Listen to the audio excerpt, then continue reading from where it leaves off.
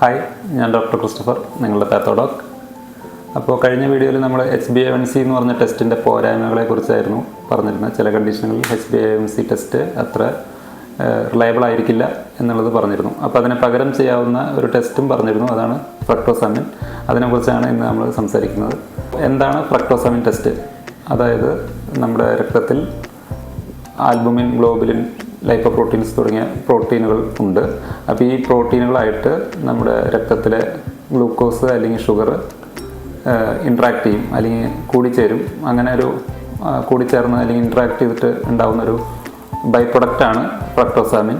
അപ്പോൾ ഈ ഫ്രക്ടോസാമിൻ എന്ന് പറഞ്ഞ കോമ്പൗണ്ടിൻ്റെ നമ്മളൊരു അളവെടുക്കുന്നതാണ് ഫ്രക്ടോസാമിൻ ടെസ്റ്റ്. അപ്പോൾ ഇതിൻ്റെ ഒരു ഗുണം എന്ന് പറഞ്ഞാൽ നമുക്കൊരു 2 മുതൽ 3 ആഴ്ച വരെയുള്ള നമ്മുടെ ബ്ലഡ് ഗ്ലൂക്കോസ് ലെവലിൻ്റെ ഒരു ആവറേജ് ആയിട്ട് കിട്ടും. HbA1c നമ്മൾ പറഞ്ഞിരുന്നത് 3 മാസത്തെ ഷുഗറിൻ്റെ ആവറേജ് ആണെങ്കിൽ, ഫ്രക്ടോസാമിൻ ടെസ്റ്റ് ഒരു 2 മുതൽ 3 ആഴ്ച വരെയുള്ള blood sugar level, average blood sugar ലെവലായിട്ട് നമുക്ക് കിട്ടും. അപ്പോൾ ഇത് ആർക്കൊക്കെയാണ് നോക്കേണ്ടത് എന്ന് ചോദിച്ചാൽ, HbA1cയുടെ ടെസ്റ്റിൻ്റെ പോരായ്മകൾ പറഞ്ഞ വീഡിയോയിൽ നമ്മൾ പറഞ്ഞിരുന്നു.